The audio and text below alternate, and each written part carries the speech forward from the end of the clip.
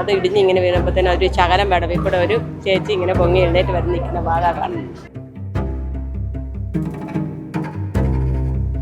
ഞങ്ങൾ അവിടെ പോയിരുന്ന ഭക്ഷണം കഴിക്കുന്നതൊക്കെ അവിടെ ഇരുന്നോണ്ടാണ്.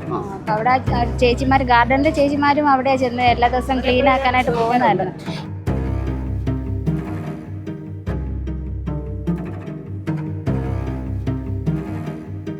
അല്ല, 5 മിനിറ്റ് മുമ്പാണ് അവിടുന്ന് ഒരു സ്റ്റാഫ് അതിന്റെ മേളിൽ ക്ലീൻ ചെയ്തിട്ട് താഴോട്ട് ഇറങ്ങിയത്.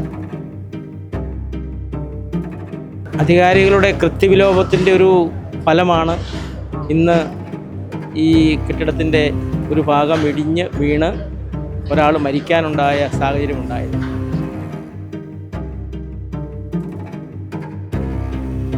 കെട്ടിടത്തിൻ്റെ ഇടിഞ്ഞു വീണപ്പോൾ അതിൻ്റെ രക്ഷാപ്രവർത്തനത്തിലേക്ക് ഒരു വണ്ടി പോലും അകത്തോട്ട് കയറാൻ കഴിയാത്ത നിലയിലാണ് ഈ കെട്ടിടത്തിൻ്റെ ചുറ്റുപാടുകൾ പിന്നെ പണിതുണ്ടാക്കിയിരിക്കുന്നത്.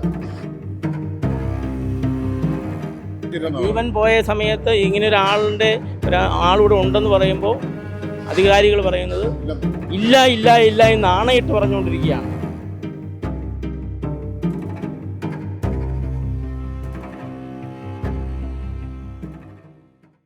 നമസ്കാരം. കോട്ടയം മെഡിക്കൽ കോളേജ് ആശുപത്രിയിൽ അപ്രതീക്ഷിതമായി ഉണ്ടായ ഒരു അപകടത്തിൻ്റെ ഞെട്ടലിലാണ് രോഗികളും കൂട്ടിരിപ്പുകാരും ഇവിടെ എത്തിയ നാട്ടുകാരും ഒക്കെ. ഇന്ന് രാവിലെയാണ് കോട്ടയം മെഡിക്കൽ കോളേജിലെ 14-ാം നമ്പർ ബ്ലോക്ക് കെട്ടിടം ഇടിഞ്ഞു വീഴുന്നത്. അപകടത്തിൽ അതിൽ കുടുങ്ങിപ്പോയ ഒരു സ്ത്രീ ദാരുണമായി മരണപ്പെടുകയും ചെയ്തിരിക്കുകയാണ്. ഒരു കുട്ടിയെയാണ് ഇവിടെയുള്ള ജീവനക്കാർ ഓടിയെത്തി രക്ഷപ്പെടുത്തുകയും ചെയ്തു. അത്രയ്ക്കും ദാരുണമായ ഒരു സംഭവമാണ് കോട്ടയം മെഡിക്കൽ കോളേജ് ആശുപത്രിയിൽ സംഭവിച്ചിരിക്കുന്നത്. നമുക്ക് കാണാം, ജനപ്രതിനിധികളൊക്കെ തന്നെ രക്ഷാപ്രവർത്തനം വൈകിയതിനെതിരെ വ്യാപകമായ പ്രതിഷേധവും ഉയർത്തുന്നുണ്ട്. മന്ത്രിമാർ അടക്കം ഇവിടെ സന്ദർശനം നടത്തുകയും ചെയ്തിരുന്നു. അതിനുശേഷം മണിക്കൂറുകൾക്ക് ശേഷമാണ് ഇവിടെ ഒരു സ്ത്രീയുടെ മൃതദേഹം കണ്ടെത്തുകയാണ്. അഗ്നിശമന സേന വിഭാഗം നടത്തിയ തെരച്ചിലിലാണ് മണ്ണുകളിടയിൽ നിന്നും അവശിഷ്ടങ്ങൾക്കിടയിൽ നിന്നും ഒരു യുവതിയെ പുറത്തെടുക്കുന്നത്. ഉടൻ തന്നെ ആശുപത്രി തീവ്രപരിചരണ വിഭാഗത്തിലേക്ക് എത്തിച്ചെങ്കിലും ദാരുണമായി മരണം സംഭവിക്കുകയായിരുന്നു.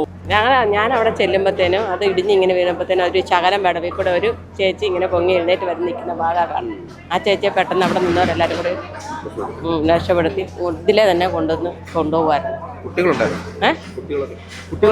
കൊച്ചിനെ ഞങ്ങൾ കണ്ടില്ല. അത് കഴിഞ്ഞ് ഞാനിങ്ങ് പോന്നു. കുറച്ച് കഴിഞ്ഞപ്പോൾ ഞാനിങ്ങ് പോന്നു. അത് കഴിഞ്ഞാണ് ഒരു കൊച്ചിനെയായിട്ട് പോകുന്നതാണ്. ഞാൻ കണ്ടില്ല. നിങ്ങൾ അവിടെയൊക്കെ പോയി ഇരിക്കാറുള്ളതാണോ? അവിടെ ഞങ്ങൾ അവിടെ പോയിരുന്ന ഭക്ഷണം കഴിക്കുന്നതൊക്കെ അവിടെ ഇരുന്നോണ്ടാണ്. അപ്പൊ അവിടെ ചേച്ചിമാർ, ഗാർഡനിലെ ചേച്ചിമാരും അവിടെ ചെന്ന് എല്ലാ ദിവസവും ക്ലീൻ ആക്കാനായിട്ട് പോകുന്നതായിരുന്നു. ഇന്നലെ ആ ചേച്ചിമാർ ചെയ്ത കാരണം ഇന്ന് അവരങ്ങോട്ട് പോയതുമില്ല. അല്ലെങ്കിൽ ഈ സമയത്തൊക്കെ അവരവിടെ ഉള്ളതാണ്. ജോലിക്കാരൊക്കെ 5 മിനിറ്റ് മുമ്പാണ് അവിടുന്ന് ഒരു സ്റ്റാഫ് അതിന്റെ മേളിൽ ക്ലീൻ ചെയ്തിട്ട് താഴോട്ട് ഇറങ്ങിയത്. ബാത്റൂം അല്ല, ഡ്രസ്സൊക്കെ. അവിടെ ഈ രോഗികളൊക്കെ അവിടെ ചെല്ലാറുണ്ടോ? ഇല്ല, ഇതിലങ്ങനെ രോഗികളാരും പോകാറില്ല. ജീവനക്കാർ കുറെ പേര് ഇങ്ങനെ അവിടെ ഇതിൻ്റെ എപ്പോഴും ഗാർഡനിൽ ജോലിക്കാരുണ്ട്. അവരെപ്പോഴും ഇതിനകത്ത് ചെടിയുടെ ഇത് വെട്ടാനും എല്ലാം ആയിട്ട് അതിനകത്ത് ആളില്ലാത്തണ്ടായിരുന്നു. അപ്പോഴാണ് ആദ്യം കണ്ട് ഓടിയത്. ഇത് കണ്ടപ്പോൾ നിങ്ങൾ നേരിട്ട് കണ്ടിരുന്നു ഈ സംഭവം? കണ്ടായിരുന്നു. അപ്പം ഇങ്ങനെ ഇടിഞ്ഞു വരുന്ന ഭാഗമല്ല കാണുന്നത്, അല്ലാതെ താഴത്തോട്ട് വീഴുന്ന ഭാഗം കാണുന്നു. അധികാരികളുടെ കൃത്യവിലോപത്തിൻ്റെ ഒരു ഫലമാണ് ഇന്ന് ഈ കെട്ടിടത്തിൻ്റെ ഒരു ഭാഗം ഇടിഞ്ഞ് വീണ് ഒരാൾ മരിക്കാനുണ്ടായ സാഹചര്യമുണ്ടായത്. ഇപ്പോൾ ഈ വാർഡുകളിൽ കിടന്ന രോഗികളെല്ലാം ഡിസ്ചാർജ് ചെയ്യുന്ന ഒരു നടപടിയാണ് ഇപ്പം ഹോസ്പിറ്റൽ അധികൃതരുടെ ഭാഗത്തുനിന്ന് ഉണ്ടായിക്കൊണ്ടിരിക്കുന്നത്. ഒരു കാരണവശാലും ഈ നടപടി നമുക്ക് അംഗീകരിക്കാൻ പറ്റില്ല. രോഗികളുടെ രോഗം പൂർണ്ണമായി ഭേദമാകാതെ കെട്ടിടത്തിൻ്റെ ഒരു ഭാഗം ഇടിഞ്ഞു വീണു എന്നുള്ളതിൻ്റെ പേരിൽ അതിനോട് തൊട്ടടുത്ത് കിടന്ന വാർഡുകളിൽ നിന്നുള്ള രോഗികളെല്ലാം ഡിസ്ചാർജ് ചെയ്യുന്നത് ഈ രോഗികളോട് കാണിക്കുന്ന ഏറ്റവും വലിയ ക്രൂരതയാണ്. അതൊരു കാരണവശാലും അനുവദിക്കാൻ പറ്റില്ല. ഈ ഹോസ്പിറ്റൽ അധികാരികളുടെ ഉത്തരവാദിത്വമില്ലായ്മയും ഗവൺമെൻറ്റിൻ്റെ ആരോഗ്യമന്ത്രിയും ആരോഗ്യവകുപ്പിൻ്റെയും കെടുകാര്യസ്ഥതയുമാണ് ഈ കെട്ടിടം ഇടിഞ്ഞു വീഴാനുണ്ടായ സാഹചര്യം ഉണ്ടായത്.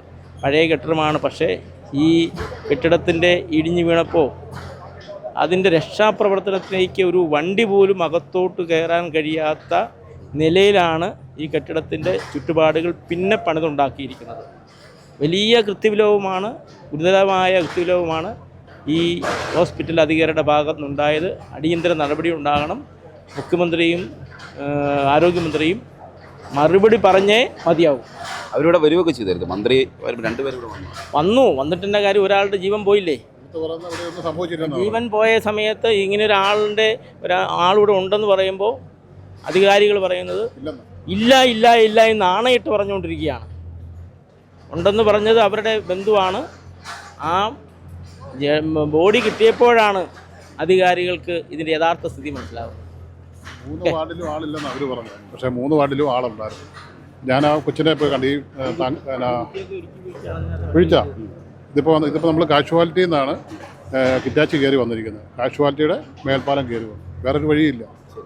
ഭയാനകമായ ഒരു അന്തരീക്ഷമാണ് ഇവിടെ ഉണ്ടായത്. ഈ പ്രദേശം ഉപയോഗശൂന്യമായി കിടക്കുന്ന കെട്ടിടമെന്നാണ് രാവിലെ എത്തിയ ആരോഗ്യമന്ത്രി ഉൾപ്പെടെ പറയുന്നത്. എന്നാൽ ജീവനക്കാരുമായി സംസാരിച്ചപ്പോൾ അവരിവിടേക്ക് വരുന്നതായിരുന്നു, രോഗികളൊക്കെ വരുന്നതായിരുന്നു. ഇവിടെ ഒരു ഗാർഡൻ പ്രദേശമാണ്. ആ പ്രദേശത്ത് അവർ ഭക്ഷണം കഴിക്കുന്നതിനൊക്കെ ആയി എത്തുന്നതായിരുന്നു. ഏത് സമയവും ഇവിടെ ഈ കെട്ടിടത്തിൽ ജീവനക്കാരായ ആളുകളൊക്കെ എത്തുന്ന ഒരു സ്ഥലം കൂടി എന്നാണ് ജീവനക്കാരിൽ നിന്ന് നമുക്ക് മനസ്സിലാക്കാൻ കഴിഞ്ഞിരിക്കുന്നത്.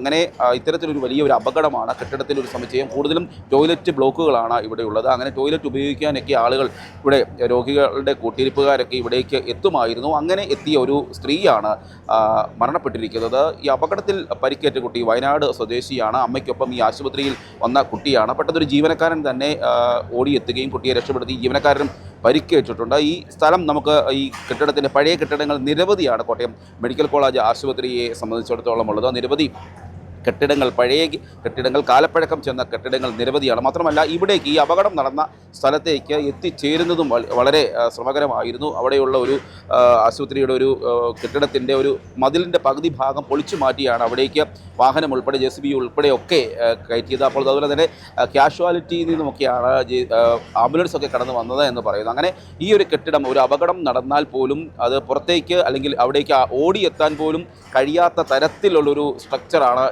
ഈ പ്രദേശത്തുള്ളത്. 4 വശങ്ങളിലുമായി കെട്ടിട സമുച്ചയങ്ങൾ ആണുള്ളത്. അങ്ങനെ സുരക്ഷാ സംവിധാനങ്ങൾ വലിയ വീഴ്ചയാണ്. ഒരു അപകടം നടന്നാൽ, കോട്ടയം മെഡിക്കൽ കോളേജ് ആശുപത്രി ആണെന്ന് ഓർക്കണം, അവിടെ അപകടം നടന്നാൽ പോലും പെട്ടെന്നൊരു രക്ഷാപ്രവർത്തനം നടത്തുന്നതോ കൃത്യമായ രക്ഷാപ്രവർത്തനത്തിന് വേണ്ടി ആളുകൾ എത്തുന്നതിന് പോലും ഒരു സംവിധാനമില്ലാതെ തികച്ചും പരാജയമായ ഒരു സംവിധാനമാണെന്ന് വലിയ പ്രതിഷേധമൊക്കെ ഉയർന്നിരിക്കുകയാണ്. ഏതായാലും ഈ സംഭവത്തിൽ, ഈ കെട്ടിടം ഇടിഞ്ഞു വീഴുണ്ടായ അപകടത്തിൽ ഒരു സ്ത്രീ ദാരുണമായി മരണപ്പെട്ടിരിക്കുകയും ആണ്.